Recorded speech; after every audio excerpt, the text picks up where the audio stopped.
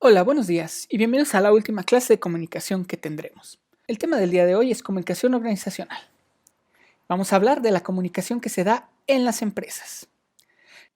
Pero, ¿qué es la comunicación organizacional? Vamos a entender por comunicación organizacional todas las actividades que se realizan al interior o exterior de una empresa para mantener una relación entre sus interlocutores. Esta comunicación va a afectar la cultura organizacional, es decir, la forma en que la empresa se relaciona consigo misma y con el exterior. Tiene que ver con el hecho de que haya un ambiente de trabajo adecuado, con que las instrucciones se den de forma correcta, que no haya malas interpretaciones, que las instrucciones de los superiores bajen en forma correcta hasta los subordinados, que no haya conflictos entre áreas, que se trabaje por un bien común.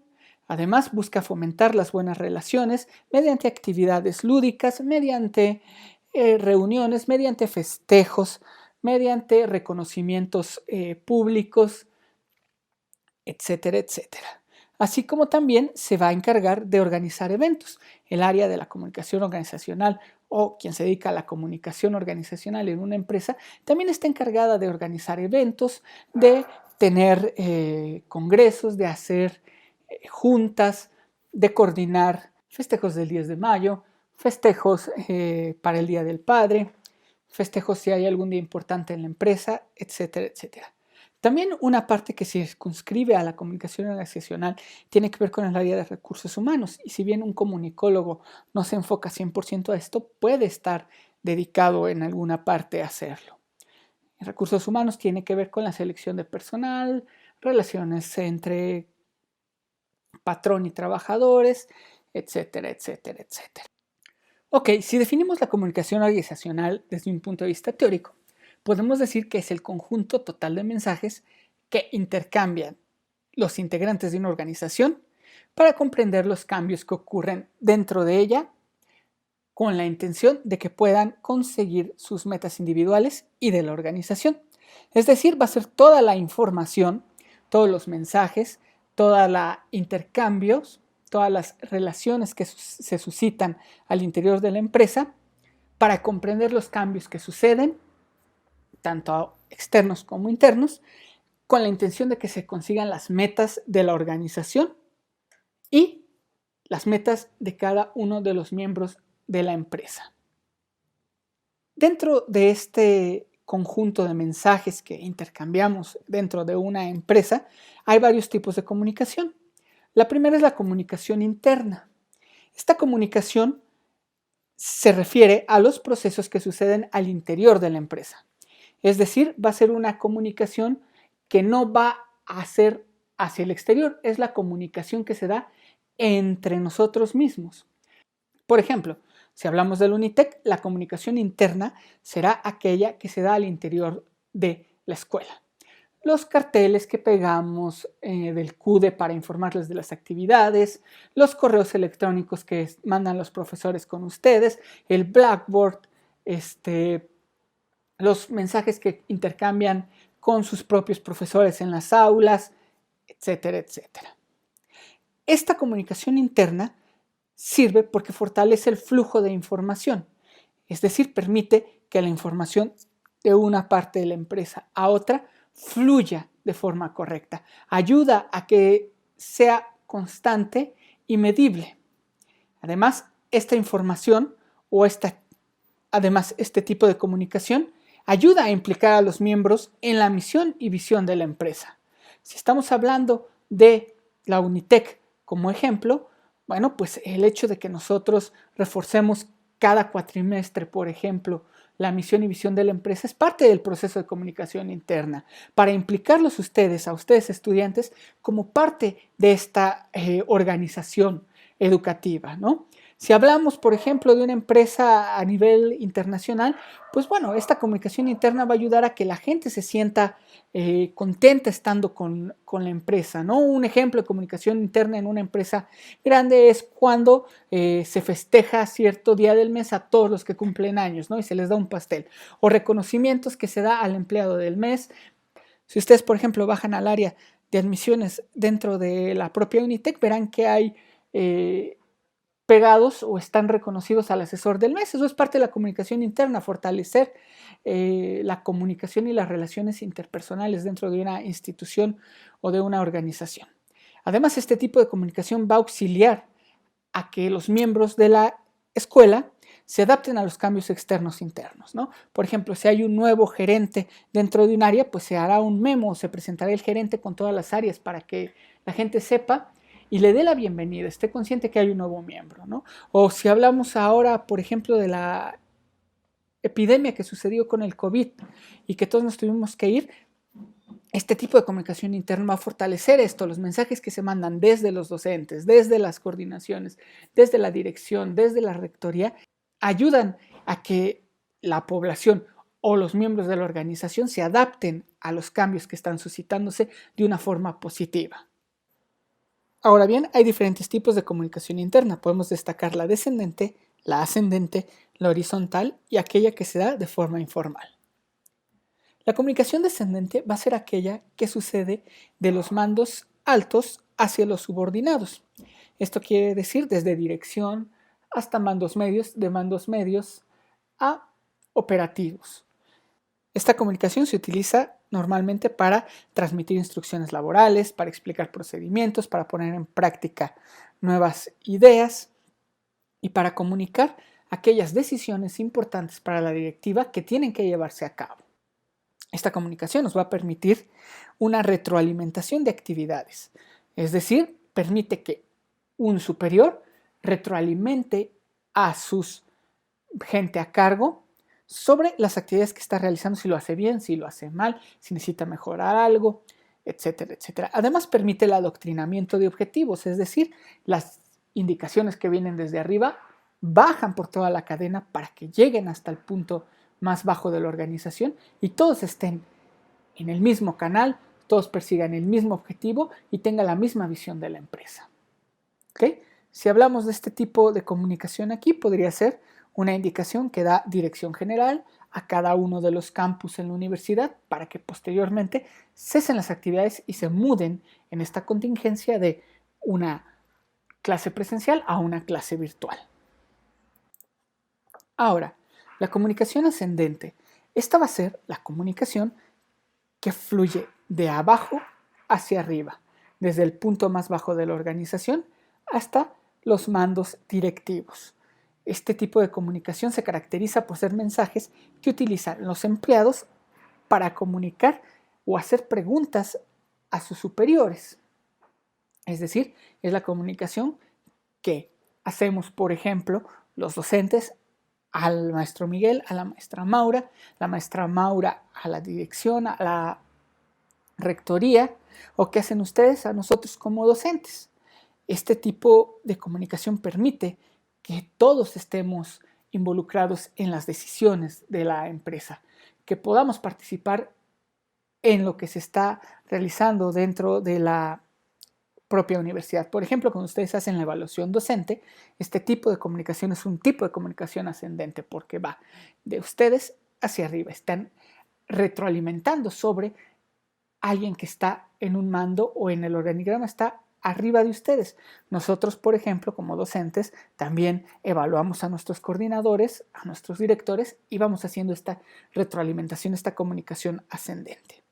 Y esta nos permite medir el clima organizacional. Es decir, si ustedes evalúan a los docentes, la empresa se da cuenta de cómo está la situación, cómo ustedes perciben a los maestros y pueden tomar decisiones con estos datos, qué maestro sí sigue, qué maestro no sigue, etc. Además, cuando ustedes hacen esto, fomenta que se acepten con mayor facilidad las decisiones que toman los altos directivos porque están involucrándolos en el proceso, se sienten parte de la organización y esto permite que haya una identificación y, como se dice comúnmente, que se pongan la camiseta de la empresa para que puedan permanecer en ella y tener lealtad hacia lo que se está desarrollando dentro o hacia el proyecto que lleva la organización como meta final. La comunicación horizontal va a ser aquella que va a suceder entre empleados del mismo nivel jerárquico. Es decir, va a ser aquella que se da, por ejemplo, entre los docentes del área de preparatoria, entre los coordinadores de la preparatoria, entre los coordinadores académicos de las diferentes licenciaturas, entre los directores de área. Este tipo de comunicación fomenta la integración de los miembros de la empresa y además permite la coordinación para conseguir objetivos.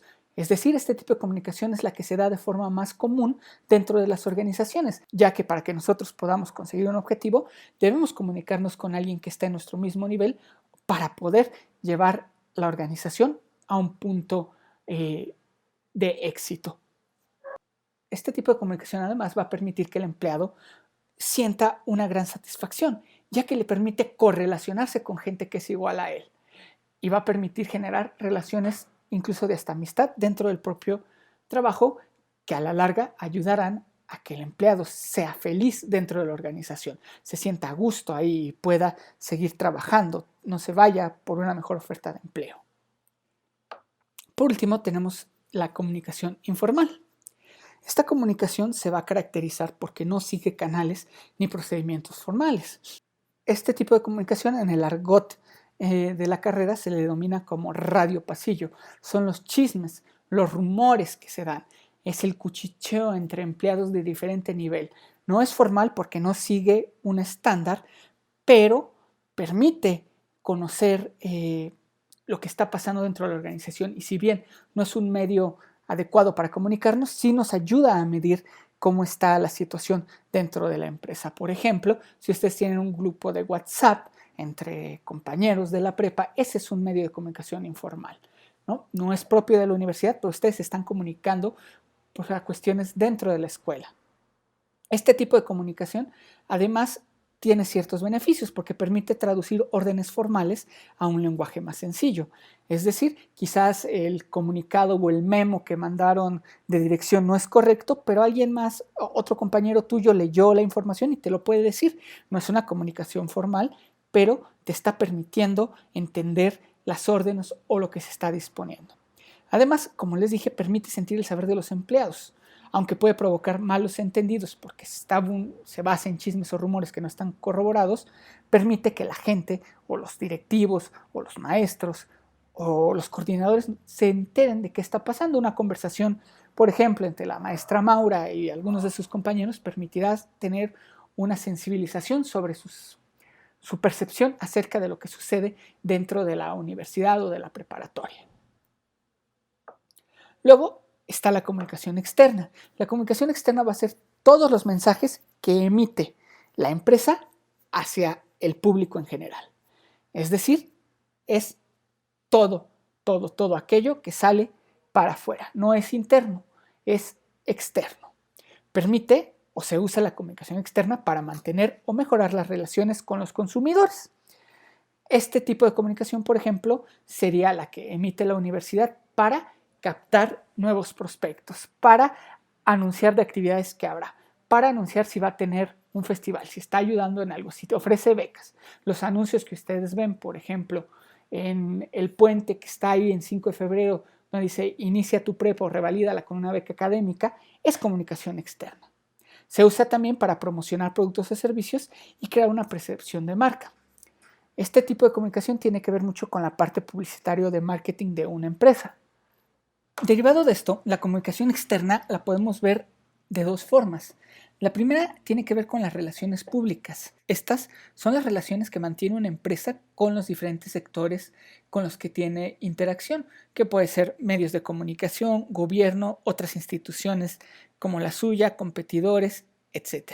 Y se usan para reforzar el prestigio de marca. Las relaciones públicas son quizás una de las partes más importantes de la comunicación externa, más allá de la publicidad, porque cuando tú te relacionas de forma correcta con otras empresas, con el gobierno, con otros medios, te permite tener una fuerza intrínseca que va a ser un embajador de tu propia marca, ¿no? Las relaciones públicas van desde firmar convenios con otras empresas, por ejemplo, que la universidad firmara convenios con instituciones educativas en otro país, que tenga relación, por ejemplo, en la carrera de ciencias de la salud con los hospitales principales de la ciudad. Este tipo de relaciones fortalecen a la organización como tal, ¿no? Además, dentro de esta parte también podemos tener la cuestión de las relaciones entre el personal, entre patrones, entre sindicatos, cuando es una empresa que tiene trabajadores sindicalizados, etcétera, etcétera.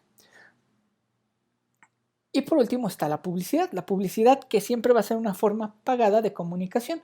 Es decir, va a ser la publicidad que ustedes ya vimos, que ya estuvimos en la parte de marketing y en la parte de publicidad y abordamos esta área de forma muy, muy extensa.